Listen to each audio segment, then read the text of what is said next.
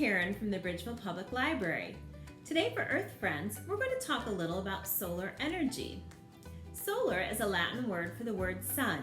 So solar energy, or solar power, is energy that comes from the sun. People have been using light and heat from the sun for centuries. The ancient Greeks used to build their houses so that they were positioned to receive the most sunlight during the winter months. And even today, farmers depend on the sun to dry their hay before they bale it for their farms.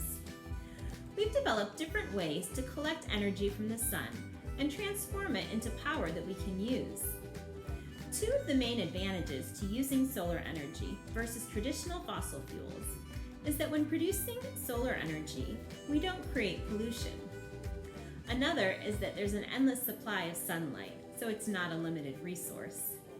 The main disadvantage to solar energy is that it's still very expensive to produce and use, which is probably the main reason why it's not more widely used yet. There are different ways to collect solar energy from the sun and transform it into heat and electricity that we can use.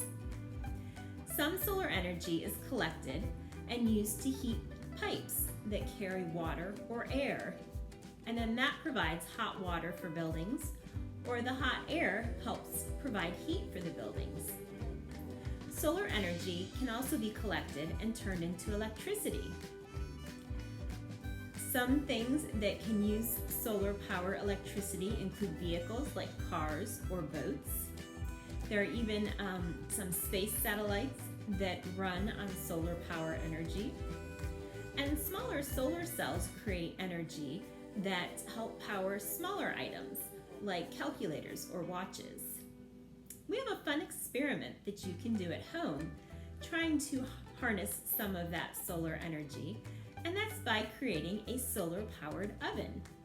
You just need a few simple materials at home and you can create a solar powered oven and experiment to see if you can toast some marshmallows and make s'mores with it. Have fun! The materials that you'll need to make your solar-powered oven are a box, some tape, some black paper, a pair of scissors, some plastic wrap, and some tin foil. The first thing you need to do to make your solar-powered oven is to draw a square on the lid of your box. This will be where the door to your oven is. Draw the square, and then on the top line, you might want to put some X's to remind yourself that you don't cut that line. You can have a grown-up use a pair of scissors or a craft knife to help you cut the other 3 lines. This will make a flap that you will lift up for your oven. This is what your lid will look like when you're done cutting out the oven door. The 3 sides are cut so you can lift the flap up. The next step is on the inside of your flap. You're going to glue or tape a piece of tin foil. The tin foil is what reflects the sun to help heat up your oven. After you've attached the tin foil to the inside of the oven door, you're going to turn the lid over, and in the hole that you cut out from where the lid is, you're going to tape a piece of plastic wrap across the hole. That will allow the sun to shine in and warm up the air, but it will also keep the heat trapped inside your oven. And there is the lid of your solar-powered oven.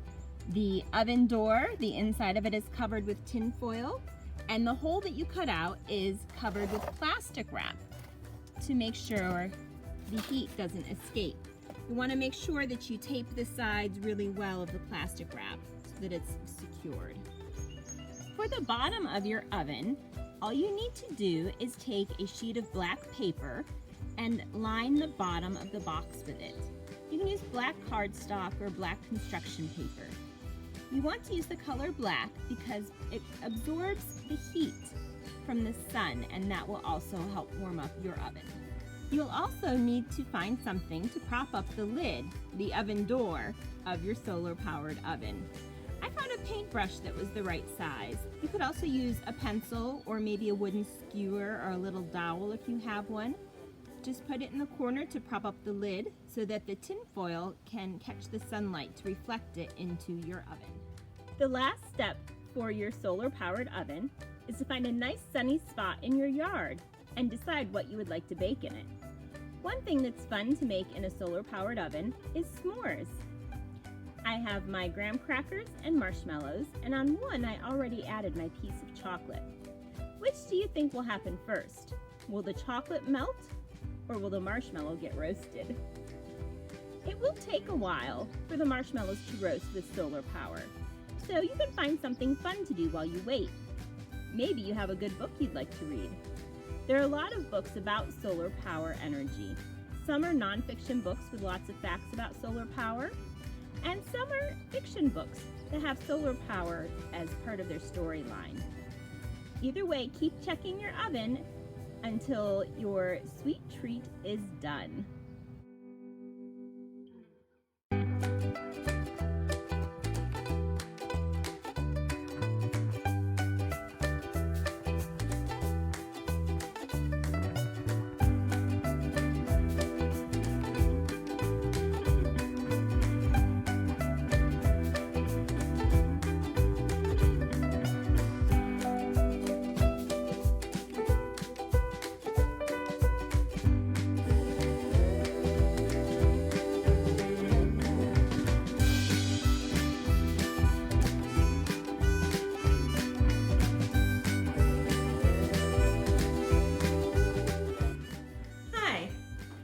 After 2 hours, I took my s'mores out of my solar-powered oven, and they were pretty tasty.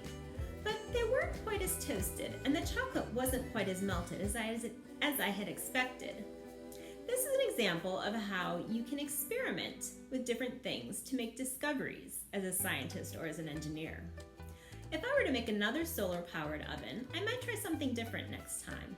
I've seen solar-powered ovens made out of pizza boxes before. I used a box that I had at home, but maybe another time I might try a thinner box and see if the results were different.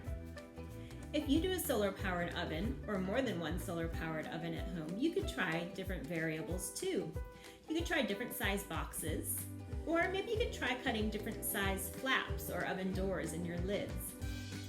You could experiment with different colored paper in the bottom, or maybe you could try lining the inside of your oven with tin foil to reflect more of the heat and light inside the oven. Also, I did my solar-powered oven experiment on a pretty warm day, but maybe a hotter day would have had different results. There are lots of different things that you can try, and I hope that you have fun experimenting with a solar-powered oven of your own this summer. If you do, we would love to hear about it. You can go ahead and leave it in the comments, or you can email the library with a picture of your solar-powered oven. Thanks, and have fun with your solar power energy.